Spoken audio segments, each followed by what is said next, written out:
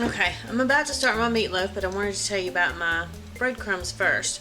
I make my own breadcrumbs. I don't ever buy them at the store. I make my own homemade bread. So when the bread starts to get a little bit hard, then I will take that bread and toss it in the food processor with whatever seasonings you like. Normally I end up putting minced garlic and nature seasoning, maybe a little thyme in there. And you want to pulse it in your food processor until it gets to the consistency that you like. Then you want to spread it out on a parchment paper on a cookie sheet. Put it in your oven no higher than 200 degrees for half an hour to an hour, depending on how much you have in there. The trick is you want to make sure it's really dry, because if you get moisture in it, you're not going to be able to preserve it for very long. Store it in some kind of jar that has a seal on it so moisture can't get into it. You may need to put some toothpick in it, or maybe put some rice in a little bag, that almost like a sachet bag. I've done that before to keep moisture out of it. But then you have your own homemade breadcrumbs. You didn't have to buy it, and you didn't have to throw away your bread. Win-win.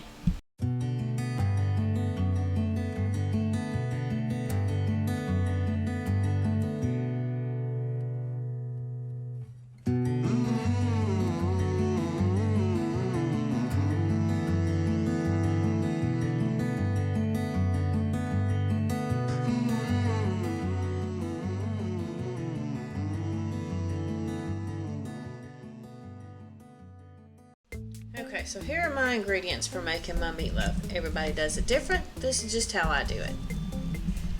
I have this much ground beef left from our tacos last night. I try to buy enough to do 2 meals. I will use 3 cloves of garlic that I will chop up very finely. Half of an onion that will be chopped up really fine. 1 egg. McCormick's Hamburger Seasoning. A little bit of ketchup. And I already have these diced tomatoes that I will put in there. Some chopped up diced tomatoes. And then of course my homemade breadcrumbs. Okay, we have 1 beaten egg in the bowl. To that we're going to add 1/3 of a cup of ketchup.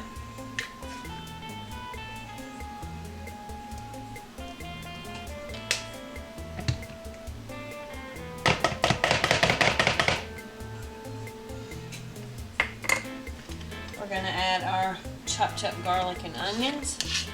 I like to put everything in here that we're seasoning it with before I put the meat in there. Just my preference. Our Grill Mates Hamburger Seasoning.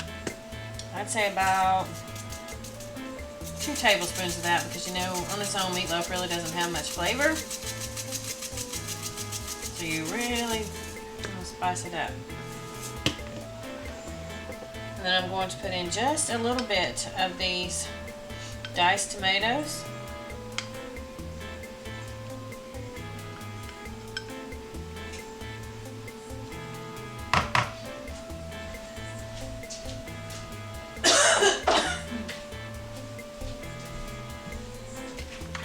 And all of this gets mixed up really well.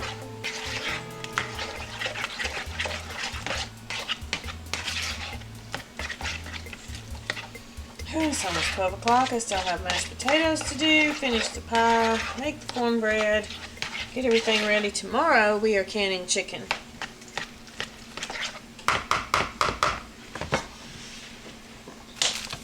Now we're going to put our ground beef in here.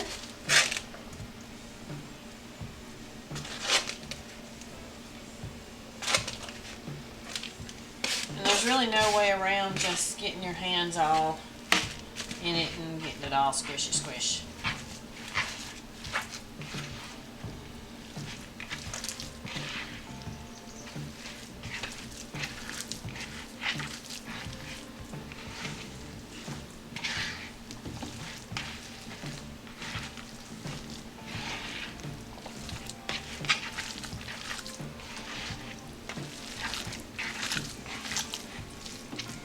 Now, once you get that incorporated a little bit, ooh, that is really cold on my hand. I would guess this is about maybe half a cup of breadcrumbs I put in there. It depends on your personal preference. I don't like greasy meatloaf, so I put a good bit of breadcrumbs in mine.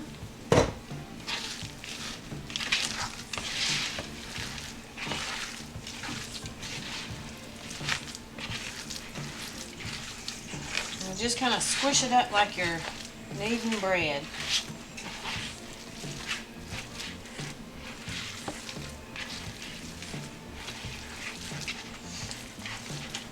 Oh, that is so cold.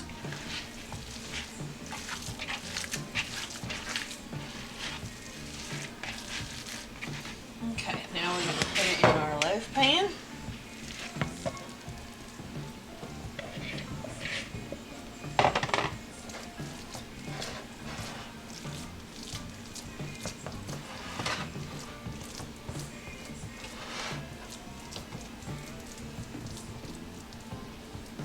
And let me wash my hands, and we're going to top it with a little ketchup.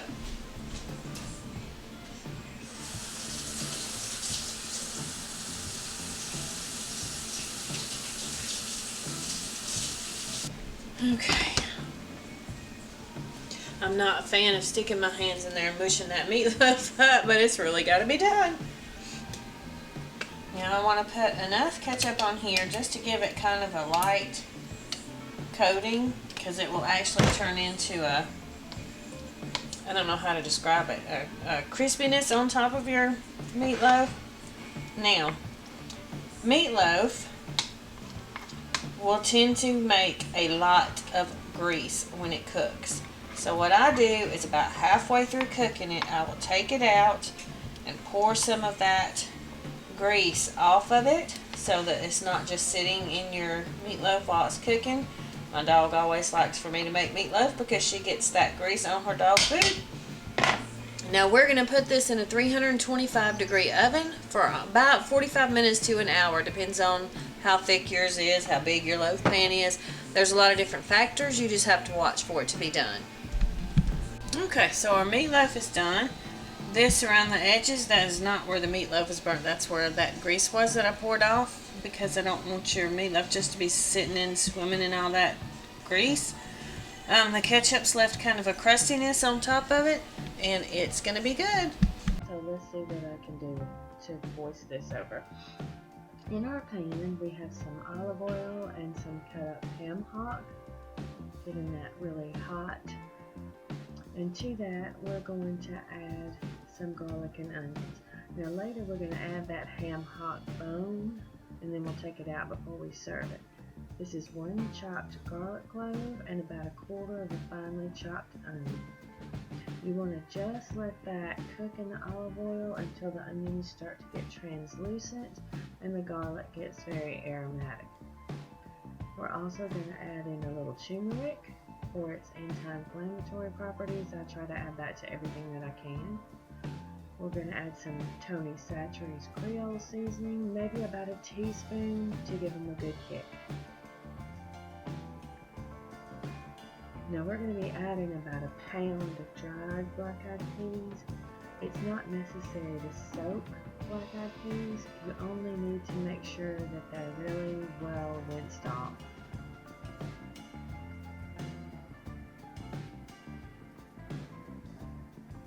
Okay, our onions and garlic are getting to the right consistency. And we're going to add our black-eyed peas. You want to just cover them with water. You don't want an excess amount of water in there. And just as soon as they start to boil, you want to turn them down to simmer. Because if you boil them for too long, you'll end up with black-eyed mush instead of black-eyed peas. So we're going to watch them to see when they boil and then turn them down to a simmer.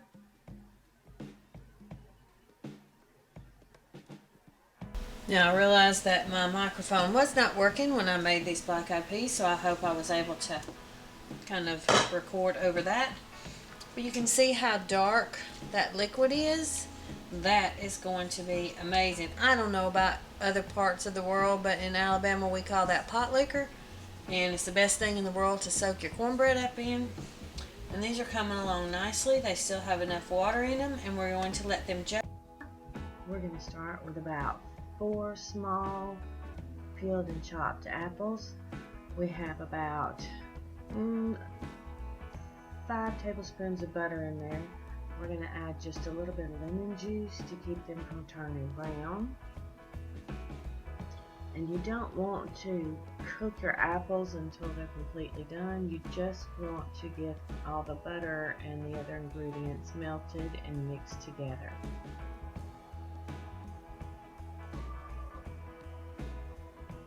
Now to this, we're going to add some cinnamon. I would guess about a teaspoon. We're going to add a little bit of nutmeg.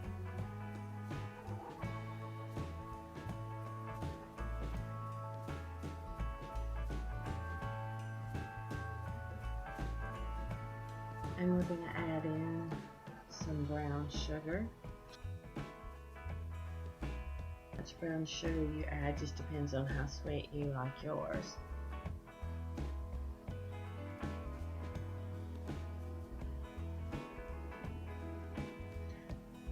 Now you want to just stir that up until it's mixed. Then we're going to add in 1 tablespoon of cornstarch and 3 tablespoons of regular flour, all-purpose flour.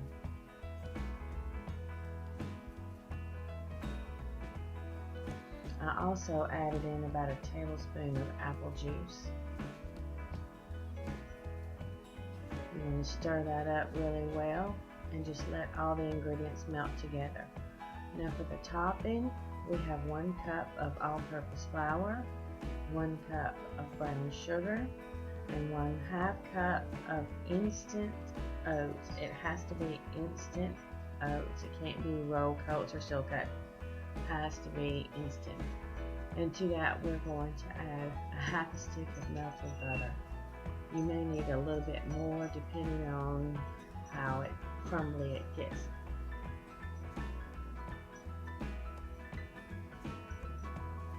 You want to give it a good stir.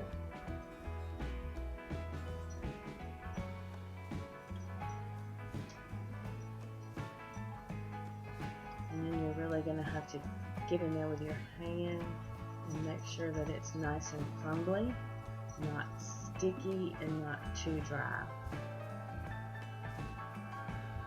Now for some reason my store-bought pie cracked up, but it still came out great. We're going to put our apples in the pie crust, spread them out evenly, and then top it with our crumble mixture, making sure that you bring it out all the way to the edges.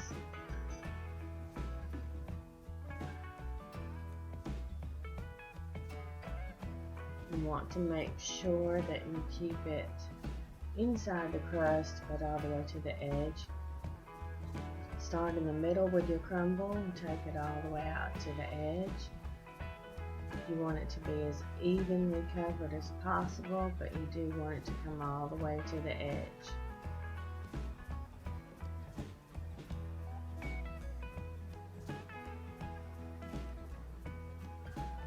And how thick you make your crumble top is just a personal preference.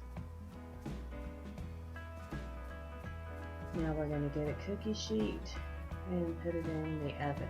Anytime you're baking a fruit pie, you want to make sure you have it on a cookie sheet because it's going to make a mess.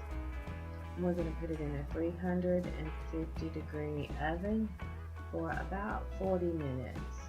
You want to watch to make sure your tupping doesn't burn. Okay, this is the last thing in our meal today. 11,003 things have happened since I started this video, so it's now 6 o'clock and I still have not sat down, but we're about to eat.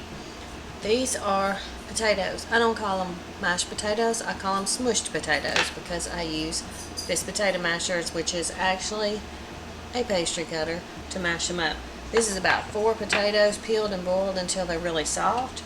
Then you take this and mush them up with a good bit of butter and a little bit of milk. Of course, I use non-dairy milk. I've added in minced garlic, green onions from my garden, and a little bit of coriander. And on the top for my husband, some crumbled bacon. Very simple. Boil them, throw everything in there, mush them with this pastry cutter, and you have mushed potatoes. That's it. And here it is all plated up. Meatloaf, black-eyed peas, cornbread, mushed potatoes. Tomorrow, canning chicken.